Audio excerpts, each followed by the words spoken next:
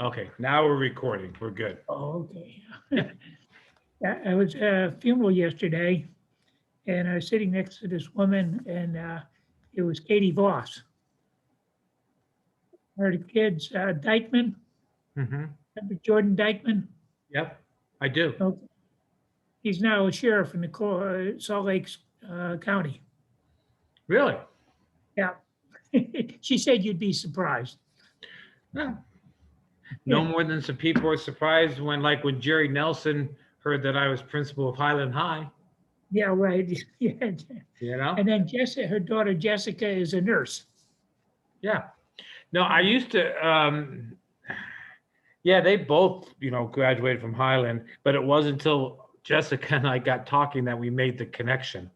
Yeah, well, she had a picture with you that she sent to her grandfather, who was a friend of mine. Right.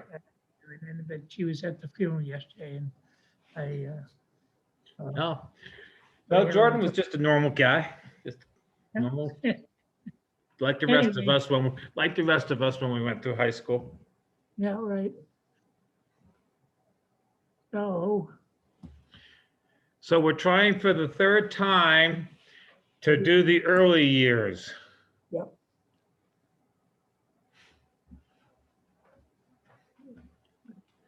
Okay. So, uh, back to when I was first memories, I guess. That would be I can remember living at my grandmother's house by the dump, and it was so. Uh, I must have been 3 or 4, maybe. And I remember it was a cold place because we had the bedroom that was over the porch, and there was no insulation. It was just one place, but we all slept in that one room, all of us. Uh, well, it was just me and Lester, and mom and my mother and father. That was it. And then everybody else in the house, and there was always lots of people in the house, so it was interesting. But I can remember we would play at the beach. That must have been 4 or 5 years old, but we would just play by the beach by ourselves, my brother and I, and we'd and go over there by the beach, walk across the street. We were there, and that was part of growing up. Just seemed normal.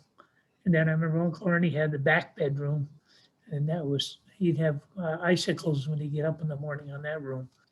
It was, but it wasn't a bad place. I mean, it was just a beach cottage, and you lived in it. So you were on the north side of East Broadway then, Right? Yeah, we were just on the other side.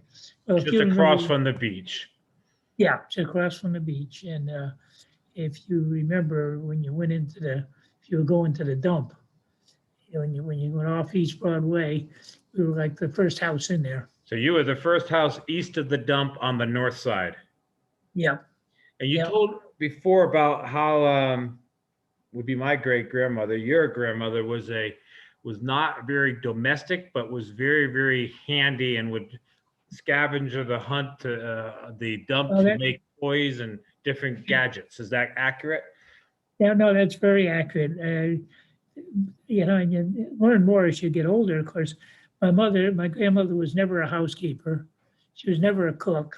You know, she cooked anything. She did bake, but she didn't cook meals. My mother cooked all the meals, and I guess that happened years ago when after Ernie was born, my grandmother wasn't well.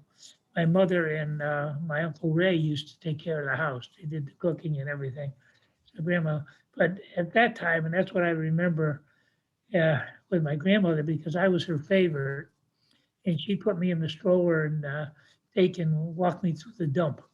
And she had a her homemade tool to pick the dump with.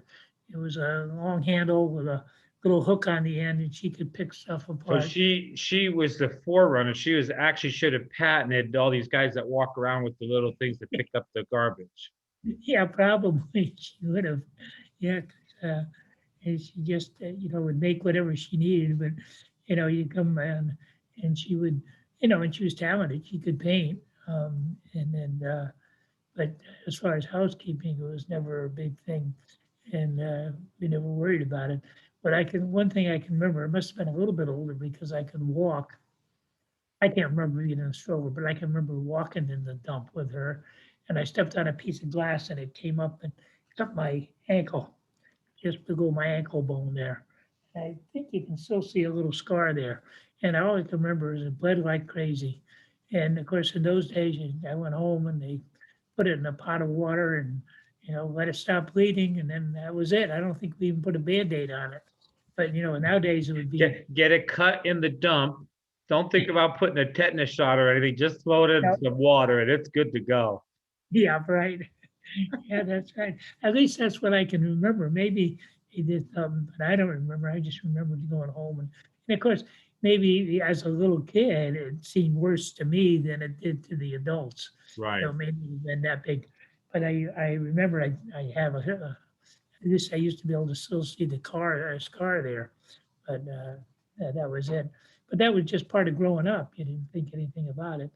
And then it was, I guess, when Louise was born, which would be 1940. So I don't know if we were still living at my grandmother's, because then soon after that we moved a block away. And my mother tells a story about my father. Of course, the whole story with my father was that when the war started, he got a job, which was unusual for him, but it was like a security person to watch the railroad station and watch the bridge. So, and So, he so that would be which going across the Housatonic going across the Housatonic. Yeah, and the railroad bridge. So that would be the one that's under the turnpike. yeah, right. The one's in Okay. return. I don't know exactly what he did, but I know there's a picture, and I might have it now because I got a bunch of stuff from Debbie. A picture of him in a uniform with a billy club and a gun on his side. So Huh. that was with my father, and of course, a lot of my stuff comes from my mother. That was from, so he got that job right after the war started as an insulation so he wouldn't get drafted. And he had the three kids. So, he managed to avoid going in the service because he could never handle discipline. But he kept that job. And now I understand how when we lived on Pearl Street, which is the next block over from my grandmother's, that we seemed to live pretty good uh, because there was always a paycheck. Before that, it was hit or miss if he was working or not. I mean, when I was born, we were living on Overton Avenue, and then we didn't uh, got a house or a rental over on Thompson Street, but they had problems there. My father's mother came to live with him, and they got in a fight, and they got kicked out of that one. That's when they ended up in my grandmother's. Uh, but then Louise was born, and when Willie was born, my mother says my father got her pregnant because he wanted to make sure he didn't get drafted. And I guess he said he would have been, by the time the war ended, he was getting close to being drafted, even with the kids. Even with the kids. But, Yeah. but then the war ended at that time. But then he wasn't even. They weren't even married at that time. I got to go back and look sometime at the. So when did they get? So they would have been divorced maybe by then. Yeah, well, that's the whole story. When I talked, and we had the little thing from my mother. I said my mother's life is actually two lives. You know, the time when she was a single parent raising four kids, and then after she married Carl, that's a whole separate life. And so, but I've always tried to understand how my mother got that house. Right. She was, I don't know if the divorce was final, but she was in the midst of divorce. She'd gotten some money. My brother, my father's sister had taken out a war bond for my little brother, not realizing that it was a perpetual thing. So instead of just getting one bond, he ended up with, I don't know, enough that when she cashed it in, she got enough money. Plus, I think she got some from my father to put a down payment on the house. Huh. But one of the stipulations was he couldn't have his name on the house. Right. He had to buy it by herself. And so somehow she got the house. And I think at that time it was one of the last ones. And it wasn't a desirable lot, although it was nice with all the trees in the back. But I think they were anxious to get rid of it. So she got a mortgage. And somewhere I think there's a little mortgage statement from that where it was, because eventually it was, she had her mortgage with the Milford Bank. And, it was like $40 a month, but that still was a week's pay. Right. So, but that, I don't know how they would give her a mortgage. She didn't have a job. She had 4 kids and she didn't have a husband. So I don't know how they did that. And at that time, I think I told you this before, but as a kid, I always thought, well, it was nice that my grandparents came to live with us to help my Right. mother out, which wasn't the whole truth. They were evicted from their house anyway, so they needed a place to live. So they came to live with my mother, even though it always appeared, and I think to everybody, was that my grandparents were there to help my mother out. But, Huh. So I was, you but did you start? Were you old enough to start elementary school when you were living down by the beach before you moved to Harkness? Well, how old were you when you guys moved into? when we lived in when we lived on Pearl Street, which is down at the beach, uh, I went to kindergarten there. Okay. There, and you walked even as a 5-year-old to Fort Trumbull School. Okay. Which was I don't know, almost a mile, I think, there to the Fort Trumbull School. And I remember I would go and I'd walk to my, because we went in the afternoon, I think, and I'd walk over to my cousin Pete, and we walked to school together. But I can remember, because the school, we didn't go to the school. Across the street from the school, there was a place called the Fireman's Hall. Because back in those days, it was all volunteer firemen. And the Fort Trumbull Fire Department had a building across from the school, which was almost adjacent to the firehouse, which they rented out for facilities. But I guess they rented it to the school system for kindergarten. That was it.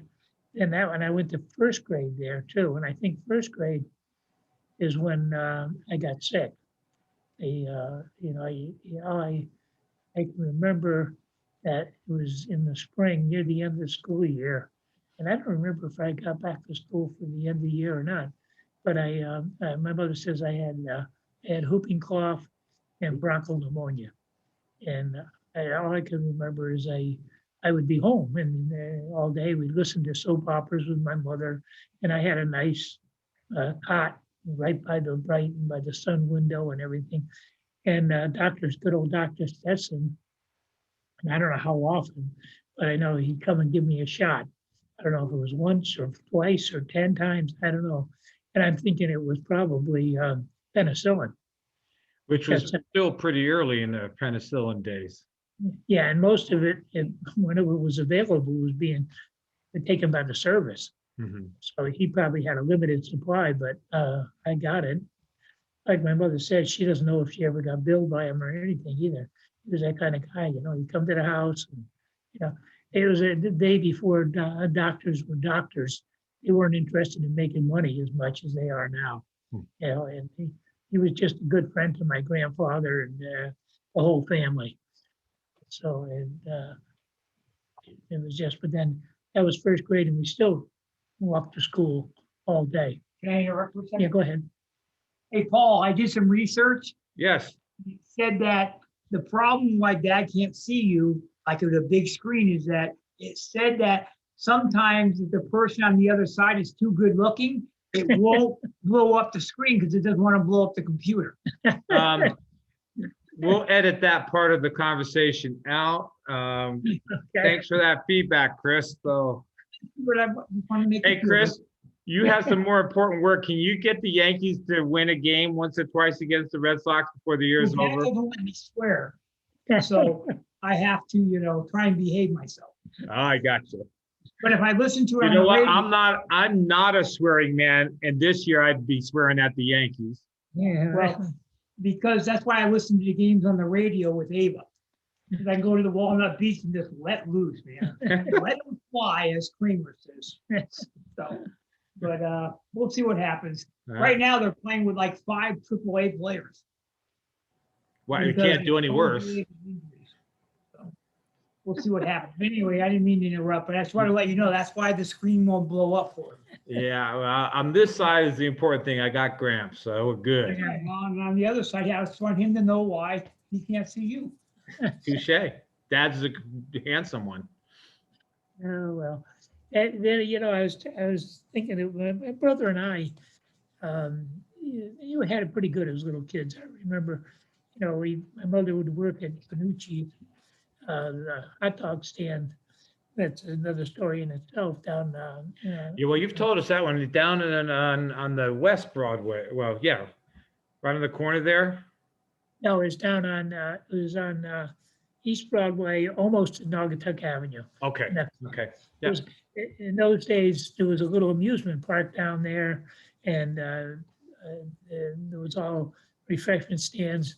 And the Panucci's, I think he opened like in the 1st of May or 1st of April or something, and then he'd close right after Halloween.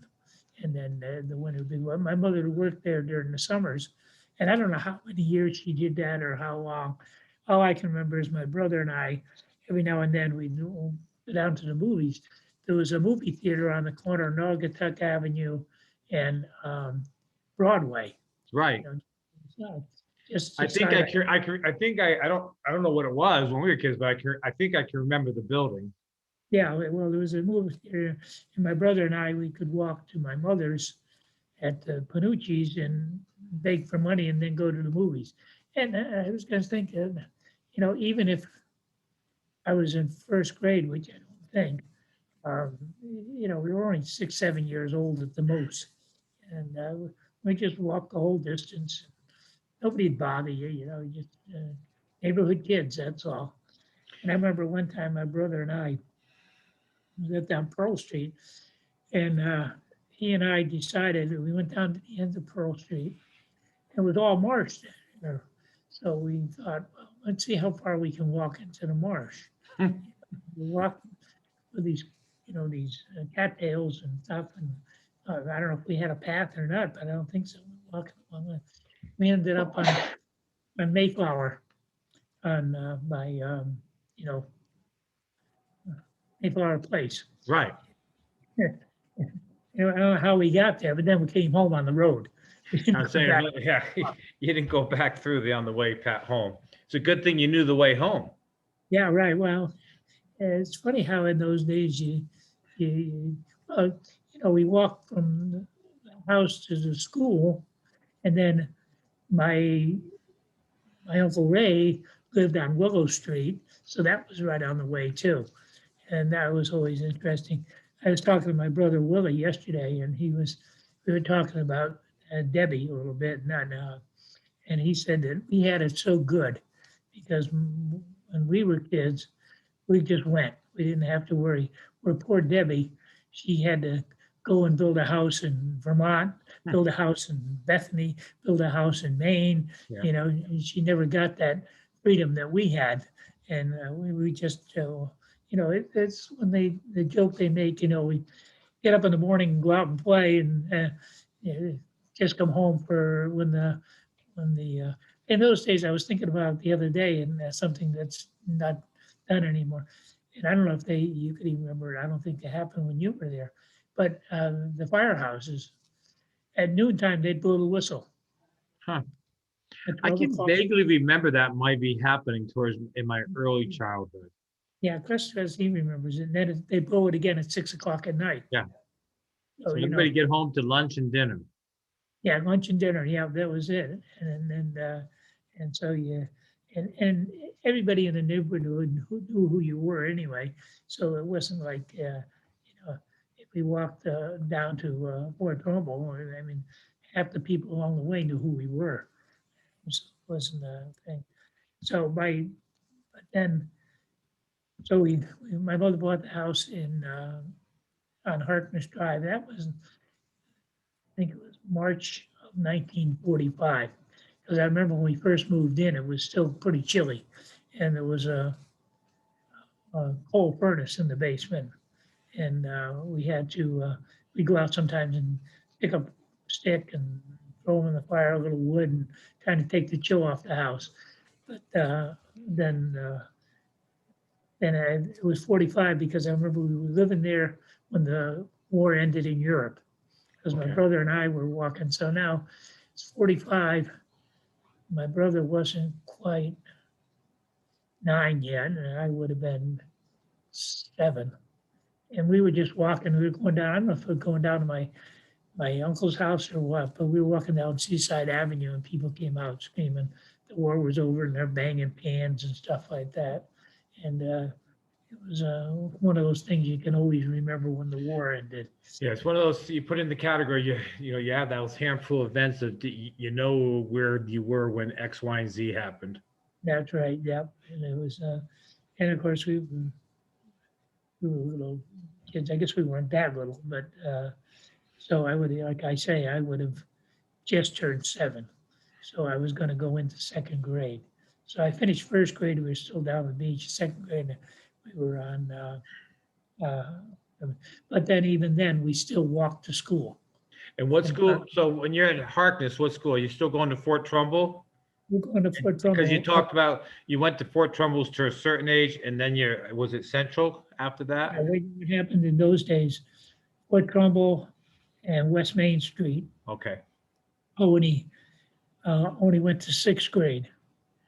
So we would all transfer to Central Grammar for 7th and 8th grade. And I don't know where, because then they just built Point Beach School, and that was for the Woodmont kids. They had a Devon Grammar, which took 8th grade for the kids, and then they had the beach school. So they had 3 schools there, and then the whole eastern end of town where Woodmont was, there wasn't much out there. They had, I think, the Fanny Beach School, and I don't know when, that probably went to 6th, and I don't know where because they may have come into Milford for 7th and 8th grade before I got there. Mhm. They just built Point Beach at that time. And that's one of the, 7th and 8th grade. What was always very interesting is that the way things worked out. Okay, you're at Fort Trumbull, you have your friends, you know who they are, your classmates and everything. Then you go to a new school. Well, all the kids I was friends with were in a different class than me because everything was alphabetical. Mhm. And it seemed like the end of the alphabet, it was from R up, and there was only like me and 2 other kids, my cousin, and 2 or 3 girls. That was it. So I had to make a whole new group of friends. And when I got to 7th grade, and then same thing in high school too. Got into a grade, I didn't know anybody, but it worked out good for me. I made a lot of friends that way. I'll go back to the history. I was talking to my sister the other day, and I'm remembering things with her because her and I were pretty close when we were younger. Probably until I got into 7th and 8th grade, and then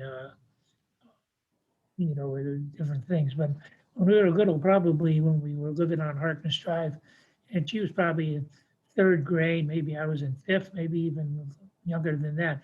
But we'd go to the library, her and I, and we'd take out books. Now Lester and Willie never could read that well, so they never got into that routine. But my sister and I, that was the thing. We go to the library every week, get a couple of books, take them home, read them, then bring them back, and that was part of it. And the other thing that was interesting to my sister, and I think I told you this one, we have to be careful now. When going to Bridgeport to see my Aunt Bernie. Yeah, you said that she was taught you like performance, vocal. They called it in those days, she taught elocution. There you go, elocution. I like that. And you said you had a special play that was maybe not politically correct. Right, well, I talked to my sister and she had one that wasn't politically correct either. I didn't know it, but yeah, mine was, uh, I was telling a story and it was about a porter and he's got the guy getting on the train. He's going to go to Rochester, and he keeps telling the porter, I don't care what you have to do. You got to get me off at Rochester. And I don't care. I'm a heavy sleeper. Just get me up and get me off of Rochester. And then he got to do the porter. Yes, sir. I'll do that. So yeah, I'll do that for you. Yeah.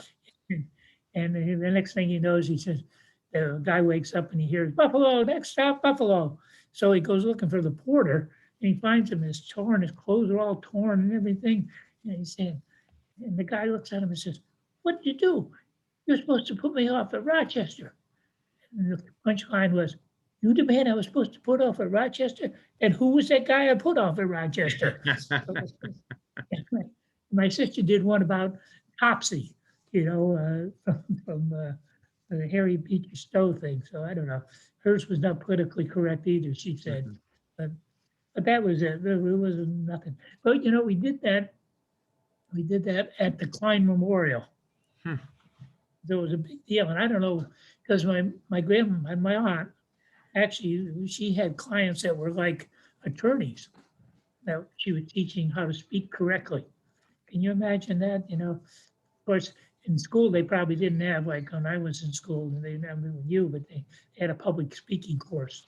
Right. I had to take at UB. But anyway, that was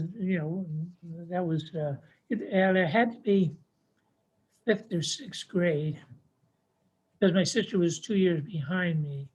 Oh no, in 5th grade, and she must have been in 3rd grade.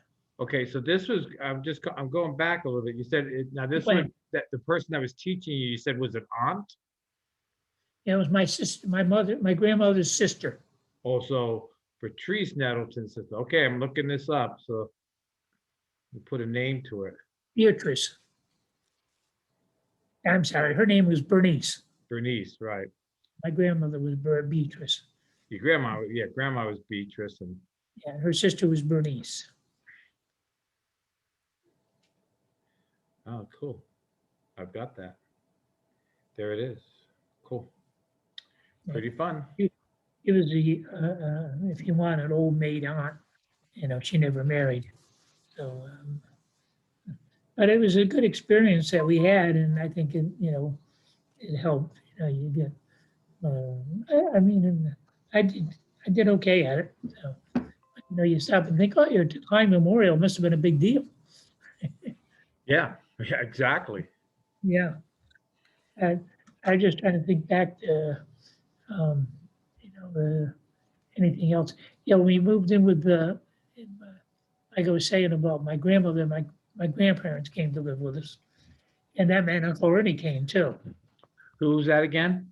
Uncle Ernie. Okay. Yeah. Uncle Ernie. That's why I say, you think we didn't have a father figure, whatever it has, but we had my grandfather and we had my Uncle Ernie there all the time. So they weren't the disciplinarians, but you learn by watching. Yeah. I was out when I got to be 12 or 11 or 12, I was on the truck with my grandfather 3 times a week, so I got to see him dealing with other people. And Ernie was always just a good guy. I remember one time Ernie was with my brother and I, he said, we must have been 48, I guess, because I think the Olympics were on and we were setting up stuff around the yard. We'd run around the house and we'd jump over a tricycle or whatever it was. And my uncle already says, well, I'll give you the one who runs around the house the most times, I'll give him probably a quarter at that time. I don't remember what it was. I said, I'll run around the house 10 times. And my brother said, oh, I'll do it 12 times. And then I said, I'll do it 20 times. And then it kept going up. And finally, my uncle said, that's enough. And I forget how many times it was, but I was out there running. I was running around the house. And then finally he said, that's enough. That's enough. Here's your quarter. The thing that really strikes me is how history, at least in our childhood, repeats itself, because there's so many stories that you talk about that in one size, and it must have been intriguing for you as a father, it repeated itself, whether it's, Olympics in the yard, or, just different things that you say, or, just even like you're gone and, we, walk down to the beach or whatever. And, I guess what I think you and I talked about one time, the similarities between your generation childhood and ours, fairly similar, but you jump that That's right. next generation and it's a lot different. Right. No, you're right. I mean, even at the school, what would you take to have a school? You build a building, put some rooms in it, you put a blackboard up, that was it. And you had chairs. There was no, computers, no connections, no things that had to be done. They have a ring a bell, that was it. You changed class. And nobody, you didn't have to have it. And I think, when you build a school nowadays, you got to have all this stuff. They got to constantly be remodeling things. Well, you know that, Yeah. because the technology keeps changing. Oh yeah, we got this now. Oh, now we got to have, what do they call those boards? Whiteboard, all the smart boards and stuff, yeah. Yeah, smart boards now. And those are actually becoming obsolete Yeah, as well. okay. Yeah. But yeah, a lot of the things you mentioned and stuff, it's just kind of funny that, we did very similar things. I was talking, with Paige today, and she went down to the beach with Leah. And so when I took her to Harkness, no, I picked up Leah, we took them down to Walnut Beach. So the two of them went down to Walnut Beach, and then they went and got ice creams, and I think they went to a restaurant down there, the Greeks or something. But anyway, and then they went home, and I had seminar. We used to walk from Harkness Drive down to the end of Seaside Avenue, or the end of Surf Avenue, to the Right. beach, and we go in our barefoot, and you're hopping along on the paved Asphalt. road. You get so hot, you look for a shady spot, and you go get a shady spot, and then wait for, and then dip along to the next spot.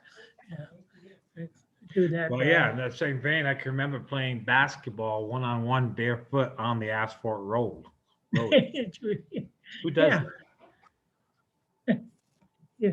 By the way, I always appreciated the basketball hoop we had in front of Sumner, because you were strategic with it. I think like a 4x4, so it was very soft, so you could throw almost anything up against that backboard and would literally give a couple inches, and you thought you were a better shooter than you were. Well, the thing is, everybody has. I mean, you go around the corner, there's like 3 of those basketball things nowadays. Of course, they didn't have them in those Yep. days. I got 2 4x4s, put them in the ground, and then put a piece of I don't know what size, probably 1/2 inch Plywood. plywood between the 2 of them, and that's what we had. Yep. It was better than anybody else had now. Yep. Spent out. Well, I can remember, getting off. We want to get back to your time, but I can remember that was such a big deal that George Dumark, such a great athlete, but we come over and shoveled the snow off in the middle of a blizzard just so we could play on that hoop. It was that big of a deal. Yeah, this is a big deal. There's Paul Skull. Yeah. Paul Skull would plow it. Pardon? Paul Skull would plow it with his plow. Oh, Paul and I played 100x2s every afternoon for years, for a long time. So. But They were doing well. so anyway, those are, you try and put in sometimes in the context of time when certain things happen, you're not even sure. But like my sister was saying the other day, how often did we go to the movies? It seemed like it was every Saturday we went to the movies. I'm sure it wasn't, but it sure seemed like that. And we could. I said, well, where else could Mom take $1 and get rid of all 4 kids for the whole afternoon? Which was what it was, because you'd go to the movies and we would walk up to, nobody got a ride. You'd walk up to the center of town to the theater, and it was 12 cents on a Saturday to get in the theater, and you had a quarter. So you had 12 cents to get in, 6 cents for a candy bar, so you got 2 candy bars, and then you had another penny, you'd get a gumball on the way home. And that was fairly routine for us. And every now and then we go to go to movies on a Sunday afternoon, but it was 18 cents on a Sunday, so you only got Was one that, candy. now would the Capitol have been opened at that time? Yeah, the Capitol was opened in the 1920s, I believe. Okay, Back that far.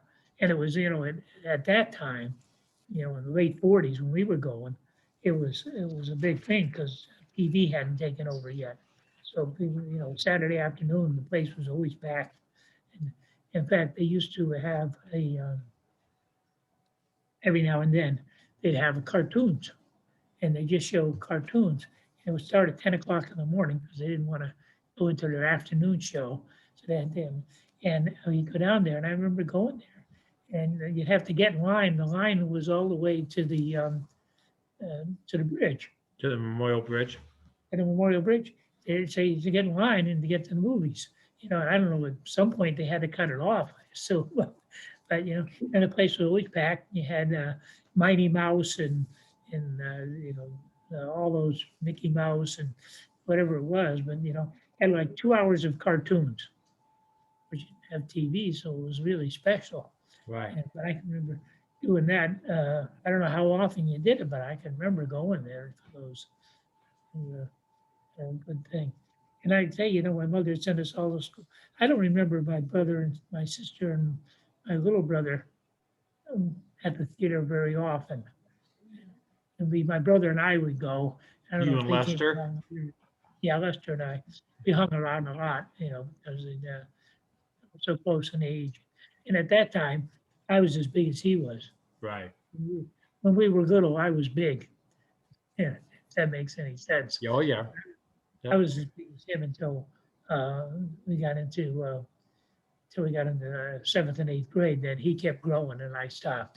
I always say I went into high school. I was 5'10" and a half and weighed 160 pounds. That's why when I went out for football, the first year, and that's why my brother and I didn't go back. And that first year, we looked at me. Oh yeah, we made the team. We were tackles. I'm not a tackle. I should have gone back, but I didn't, and we should have gone back because then my brother would have got into sports. Yeah. And that happened two generations. Cause like when I played on that little Giants team that practiced down at K Avenue, Yeah. so I was like seventh grade or sometimes the same curse. I was a tackle. And then I remember Christian playing his first little league in Wichita about that same age. And he was a tackle too. Because we were big at that age. We were taller and bigger at that age. And then we stopped growing about 12 years old. Yeah, well, that's it. I mean, when I went into high school, I said, when I came out of high school, I was still 5'10" and a half, but I only weighed 140 pounds. Yeah. And doing all the running, I slimmed down. Amazing, that you actually So small. we on the film we lost, you told the story about, the mush ball and stuff. We have to capture that in film because that's such a part of Schulte history. Well, my brother Lester, was so talented. I wish sometimes I had the same ingenuity he did. But I remember we wanted to practice, so we went down to the corner where the Lou Gehrig field is now. But the backstop was over where the playground, where the kiddie stuff is now. Yeah, so the backstop was on the south end and it faced to the north, and it's flip-flop now. Yeah. So my brother would go down, and we go down there and we're going to pitch to each other. We were going to kill each other because neither of us had, tried to throw it hard, and neither of us had real good control, especially me, and he threw it too hard. I was ducking all the time. So, he was trying to figure out, how could we get a ball, this was before wiffle ball. And so we wanted to throw hard at each other, but we couldn't. So he took the cover off the ball and he stuffed it with rags and then sewed it back up. And what you found out that, we were maybe 30 feet. We would throw from the corner of the house on Harkness up to the tree, the oak tree there. And we could throw it as hard as we want, and even if we hit each other, it didn't hurt. And the other thing was the ball would do a lot of tricks because it was You could smash it a little, you could throw a knuckleball with it. So so that was it. That was how we came about that. But it was a time when we'd find anything to play a baseball game. We tried potato sack ball at one time. We took a potato sack and a little rubber ball, and we would, have bases, and the only trouble with that, it was really, we learned that for a while. It got too good. We had to we made it down to half a potato sack. And we were still too good. We put it down to a quarter of a potato sack. But then we realized it was really hurting us because you didn't swing right. You were snapping it, Kind of whip instead it of off. swinging. So we finally gave that one up. But, it was a time when you take something like kids in the cities playing stickball, Yeah. find something and you'd make a game out of it. So, but that mush ball was good because that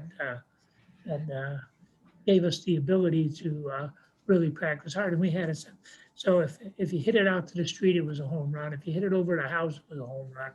If you hit it into the roof, it was a double, unless it was above the chimney, between the chimney and the top of the roof, then it was a triple. And you could bunt, but if you got to the ball before it stopped moving, you were out. So, you make up rules all the time. It was like when we were older and we go down and I probably told you this at one time. We go down to that field at the corner, but we turned it around. We were the first ones to put home plate up where it is now. Where it ended, where like when I played and played on the Indians with Charlie back in Yeah. the day. That's that was the way it felt before we started playing major leagues, junior major Did you league. play at the Lou Gehrig Field? Yeah, that first year that I played ball, I was on the Indians with Charlie, and Uh-huh. it was facing to that way it is now. Okay. So that would be what, 68, Yeah, 67, well, 68. you're talking back in 50, 54, 53. So somewheres Yeah. in those 10 to 12 years it got flipped. I had my two friends, Roger Soderberg, who was a great guy, my friend Barrett, who lived like 2 houses down, 3 houses down. And then Lester would come and we'd play 2-man baseball. So you had to make up all the rules. That backstop was still there. So you couldn't hit to the right field side of the backstop. You had to hit left. And you only had 2 outs. And there was no invisible runners. Right. So you'd get up and say I was pitching and who's on my team. I think it was me and Roger against Lester and Barrett, I think. And so you pitch. What you want to do is hold the guy to a single. Because if the next guy up, you can get him out at home. Right. If he only got, or you can get him out at second or third, as long as you got to the base before he did, he was out. So we did that, and we played that a lot, a couple of years when we did that. And of course, if we hit it over the fence, it was a home run, but only Lester could do that. Lester couldn't reach that far. So, And that's what I mean. That's the amazing thing that continues to just intrigue me. I hear these stories and I can just see how everything evolved just one generation later. We're playing down at, you go back to Chris and I playing at K Ave and me getting bit by the dog, or we played on the field at K Ave. It would have been at the southeast corner, hitting towards the Jehovah Witness building, because if you could get it over the fence, that was the homer, right? But it was a shot. But we all played games pretty darn similar to what you guys had developed. And you made them up, you didn't have to have, and you didn't have to have any adult supervision. Right. That was the best. I mean, you had to figure it out. I mean, oh no, he was out, he was safe. No, you had to come to a consensus there. You couldn't. Did you play now? When you played the 2-man games, was it mounds out then? No. No. Oh yeah, it was. It was mounds out in the ball center in the outfield, and if you got it back to the pitcher before he reached first base, yeah. I think that's really yeah. For the generation for the people that watch this 20 years from now or 40 years from now, when Gramps and I aren't explaining, so you throw it to mounds instead of first base if it gets to the pitcher before the guy gets to the first base, the they're out. So you Didn't used have a first baseman. So you had to do right. something. You just didn't have enough people to do that, so you always played bounds out. I was, think back, and it was when he was growing up as a kid. And my mother always said I had friends and I'd find somebody, but I remember I was, one of the girls I coach now lives over on Elder Street. And I was thinking, I said, yeah, well, across the street from Elder Street, we had our ballpark at Fort Trumbull. And Fort Trumbull had a playground, you know, and so they had it laid out. So there was a baseball field for the fourth graders. It was here. And up in the far corner was the fifth grade baseball Huh. field. Then on the other corner was the sixth grade baseball field. So basically they had three, and each one was a little bit bigger. Huh. The sixth grade one, you were hitting towards the school. But even then, nobody could, I don't think, hit the school. But there was that. And then I remember, different, well, I told you about my friend Tommy, fourth, fifth grade, whatever it was, I don't know. But anyway, he moved, and I can't remember what year it was, but anyway, he moved to Devon. And he said, he was tall one day, he said, why don't you come down and visit me? Okay, so how are we gonna do this? I said, well, I'll walk up the post road, and maybe I was fifth grade, sixth grade, but anyway, and he'd walk from the Devon Center, he'd go down Spring Street to the Liberty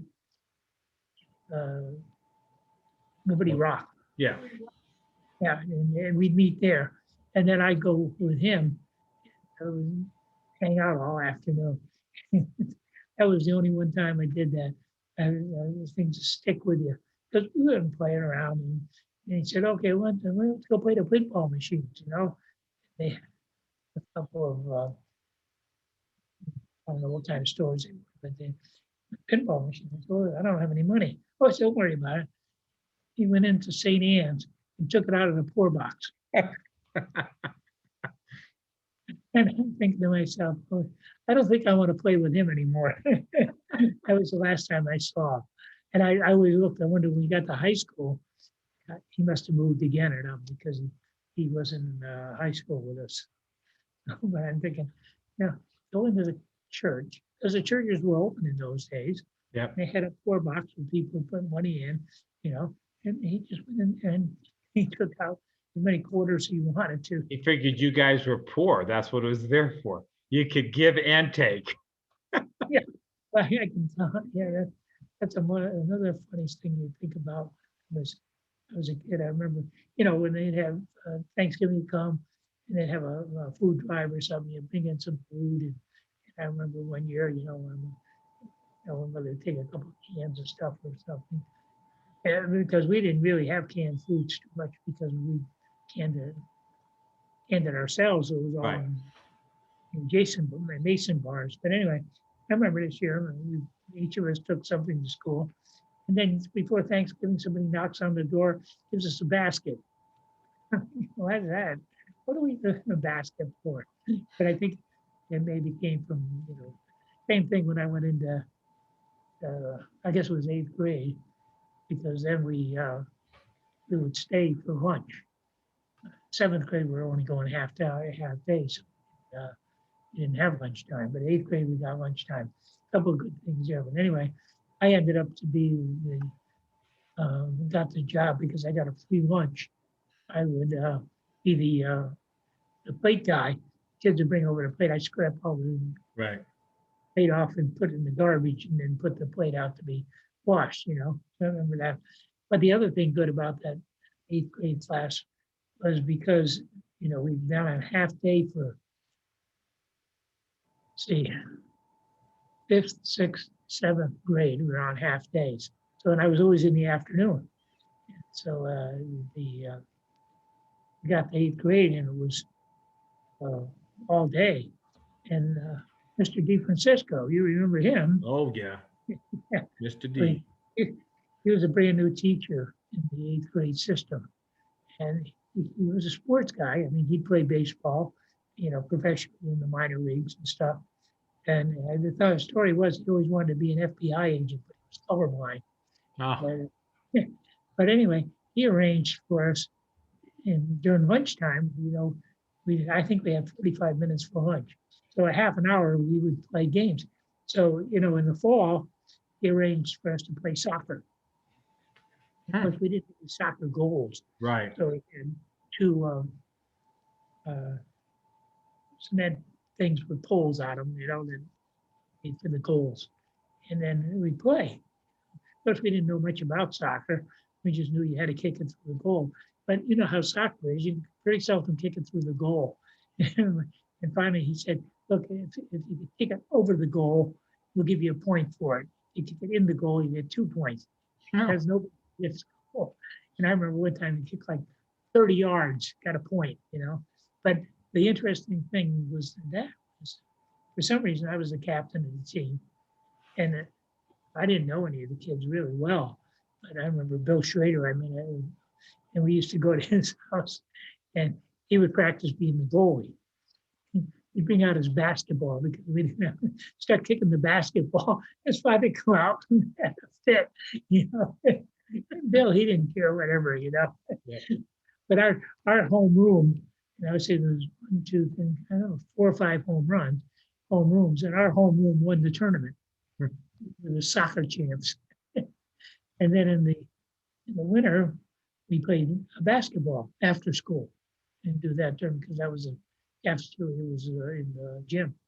And you remember Central Grammar Gym, how oddball it was. You had the balcony coming out over, and one side only had like 4 feet and the other side had 10 feet. But we played there. And the other good thing then too is 8th grade, they actually had we played the other schools. We played Point Beach, we played Devon, we played along the beach. So there was 4 teams. And the only thing that was interesting, I think about it, okay, we're going to play Point Beach. I forget what time we got out of school. We had to get there ourselves. Oh, I remember walking down Paul Street, headed for Point Beach. Coming a ride. So we get there, and then we'd have a team that had uniforms and everything. The same thing, I remember going to Walnut Beach and game getting over and having to walk home.